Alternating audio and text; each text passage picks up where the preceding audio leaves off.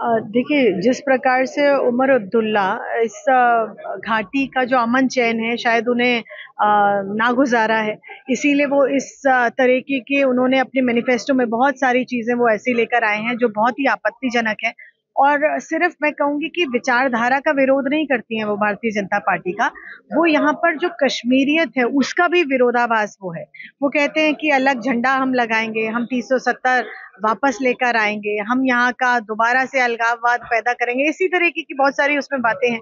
और उसमें बात है कि हम किस प्रकार से हम शंकराचार्य जी का शंकराचार्य पर्वत और हरि पर्वत, मैं कहूंगी कि शंकराचार्य जी का पर्वत, शंकराचार्य मंदिर एक ऐसा स्थान है जो केवल धार्मिक स्थान नहीं है, वो आस्था का प्रतीक है। वहां पर केवल कश्मीर के लोग नहीं जाते हैं, जम्मू के लोग नहीं जाते हैं, पूरी विश्व से लोग वहां आते हैं और शिव पार्वती की वहां पूजा अर्चना करते हैं, उनकी आस्था का प्रतीक है। तो ऐसी चीज का कहना कि हम वहां का नाम बदल देंगे और उसको तख्ते सुलेमान और दूसरा नाम रखेंगे, तो बहुत शर्मनाक और एक ऐसी बात है। और उस पर उनको जवाब देना चाहिए कि क्या वो चाहते हैं कि जिस प्रकार से हमारे पंडितों ने वहां पर 3 दशक पहले पलायन किया, तो क्या वो चाहते हैं कि अब उनकी जो धरोहर बची है, और केवल उनकी नहीं, मैं कहूंगी कि पूरी भारत की और कश्मीर की सांस्कृतिक धरोहर है, क्या अब उसको भी वो वहां से मिटाना चाहते हैं? तो इस पर उन्हें जवाब देना चाहिए कि वो क्या चाहते हैं। देखिए, मैं वही आपसे कह रही हूँ, अब मुश्किल हालात क्या होते हैं।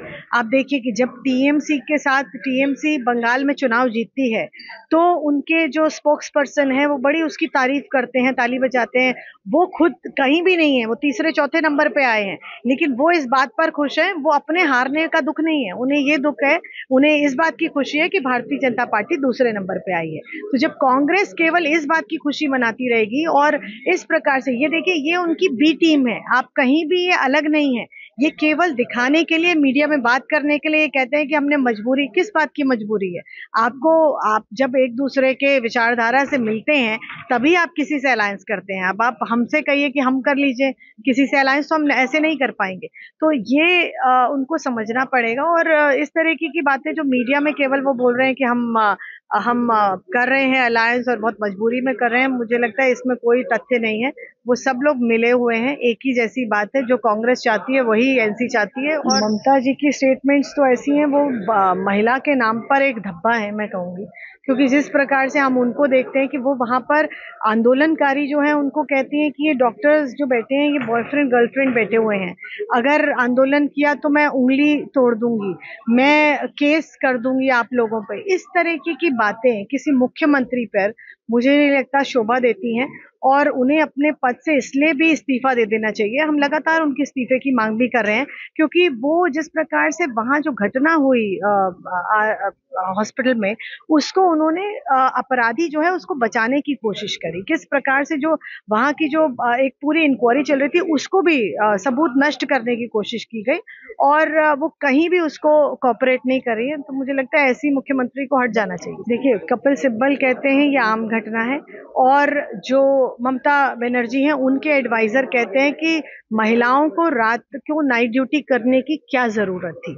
ये इनकी मानसिकता को दिखाता है कि किस प्रकार से ये घटना इन्हें आम लगती है।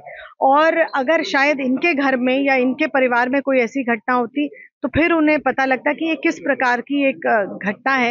एक महिला जो कि जिसको पूरे राइट्स हैं, फंडामेंटल राइट्स हैं, और हम उसकी आज़ादी की बात करते हैं, हम कहते हैं उसकी सेफ्टी सिक्योरिटी की बात कि आज वो पूरी आज़ाद है, वो काम करे, वो इंडिपेंडेंट हो।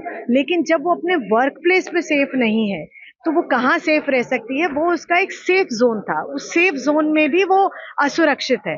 तो ये बेहद शर्मनाक इनकी मानसिकता को दर्शाता है। और इनके ऐसा नहीं कि आज केवल कपिल सिब्बल जी ने कहा है, इनके बहुत सारे नेताओं ने बहुत तरीके के अलग अलग बहुत भद्दे स्टेटमेंट्स महिलाओं के लिए किए हैं। और कहा है, राहुल गांधी ने तो कहा था कि मंदिरों में लोग लड़कियों को छेड़ने जाते हैं। तो इनकी मानसिकता जो है वो बहुत खराब है। और मुझे लगता है कि इनको ये जो पिक एंड चूज वाली राजनीति है वो नहीं करनी चाहिए, क्योंकि ये महिला सुरक्षा का एक मुद्दा है। इस पर आज सब मौन है। ये जितने टुकड़े टुकड़े गैंग और जितना ये जो गैंग था ये सब इसमें एक्टिव रहता था, अदरवाइज अगर ये घटना बंगाल की नहीं होती तो ये बहुत सक्रिय रहते हैं। देखिए, किसी भी महिला के लिए, वो एक एक्टर हैं, सांसद भी हैं, तो एक्टिंग करना और जो कई बार बहुत सारी चीज़ों को एक्ट करने में उनका एक एक रहता है, कई बार हो सकता है कि किसी को वो पसंद आता है, किसी को नहीं आता है, लेकिन कोई भी व्यक्ति अगर किसी बात का विरोध करता है, वो नहीं चाहता कि वो उसको नहीं पसंद आता, तो उसका एक तरीका है। उसका हो सकता है कि किसी को वो पसंद आता है, किसी को नहीं आता है, लेकिन कोई भी व्यक्ति अगर किसी बात का विरोध करता है, वो नहीं चाहता कि वो उसको नहीं पसंद आता, तो उसका एक तरीका है। उसका तरीका है, आप सेंसर बोर्ड को चिट्ठी लिखिए, आप अपना विरोध जताइए, आप कहिए कि हमको ये आप अपने मूवी से हटाइए, इसको डिलीट कीजिए, ये आपत्तिजनक है, कुछ भी आपत्ति दर्ज करा सकता है। लेकिन किसी को पर्सनल तौर पर किसी को थ्रेट करना और कई हत्या का थ्रेट करना, रेप का थ्रेट करना, मुझे लगता नहीं। ये देश में सब लोग आजाद हैं और अभिव्यक्ति की आजादी हर किसी को है, और मीडिया तो वैसे भी हमारा फोर्थ पिलर है, तो इसको अभिव्यक्ति की आजादी पूरे देश में मिलती है, और किसी की अभिव्यक्ति की आजादी को दबाने कोई, ये तो फंडामेंटल राइट को किल करना है मुझे। वीके न्यूज, राष्ट्र के नाम।